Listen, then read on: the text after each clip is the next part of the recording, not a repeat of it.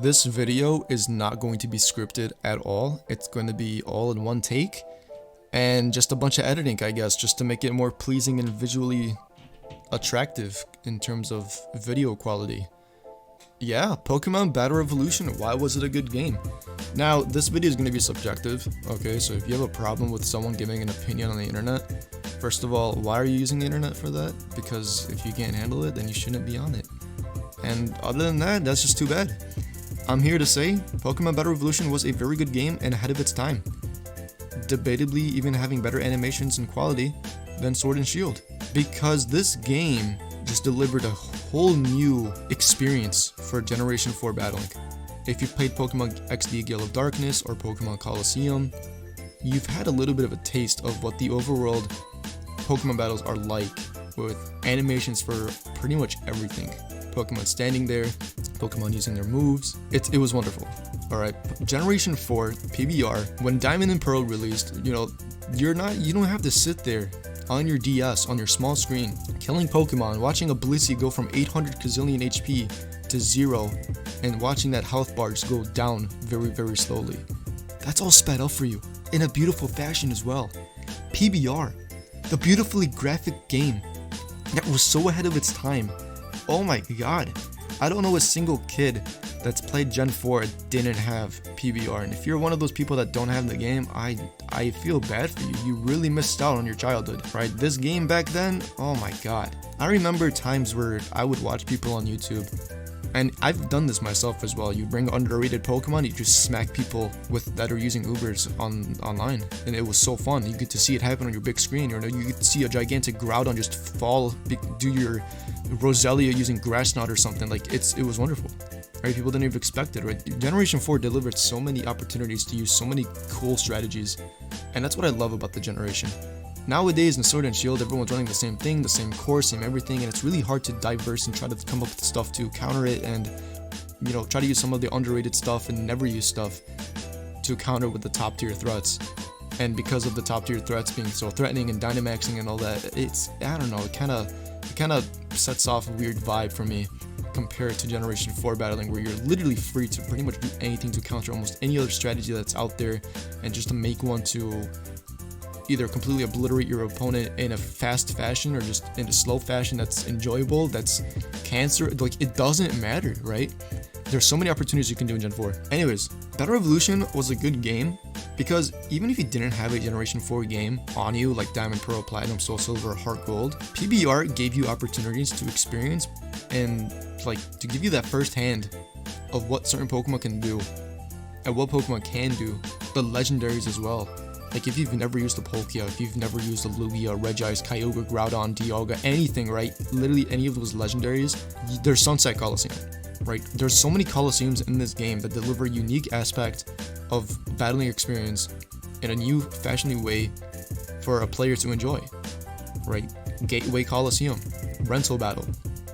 At the beginning of the game, you get to choose between 2 rental passes. Eventually you get to use both, because you get to unlock them the more wins you get with whatever passes that you're using in Gateway Coliseum.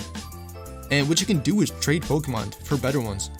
So the higher you rank up, the more tougher Pokemon you're going to face. This goes for every single Coliseum in the game, especially in Sunset. Like, if you want to use Palkia, you got to rank up to like 7 or 8 in level 50 or something to be able to use these legendaries, and it's so fun, right? So much strategy involved, and overall it was very unique. Gateway Coliseum, I'll put a screenshot of what I have on my actual official PBR guidebook, and you get to see what kind of Pokemon you get to play with or have a chance to play with and get to use and make a team out of. Now you probably be like, oh, the moves and the natures are all bad, and they're not properly EV trained and IV trained. Yes they are. Yes they are. It requires patience and grind. I have literally all my passes. I think there's like, what, 6 of them. Yeah, there's 6 of them, I think. All of them are filled with Pokemon with proper movesets, proper natures, proper EVs, and everything. You get to put them together as a team and actually take on opponents with actual EV and IV trained Pokemon of their own, and you still have a fair chance, a fair fight at battling them. Now sure, you may not get to use some of the underrated Pokemon that you want to use, because it's kind of tough to actually get some decent rental underused and never used Pokemon to go up against some of the bigger threats in the game. in the generation. But regardless, like, don't lose hope. Don't think, oh, you know, I got a crappy rental pass to use online. You can make that bad boy full of actual really good Pokemon like Infernape, Garchomp, Salamence, Rhyperior, Electivire, like everything. Togekiss even, Kingdra, Milotic, Snorlax, Gallade, Machamp, Lucario. There's so many Pokemon that you can put together and potentially have and own on your rental team to deliver the equal experience that a person would have with their Pokemon from their games online. Okay? There's no excuse, and it's wonderful. All these Colosseums delivered a unique aspect and unique way to play them, and it was honestly wonderful.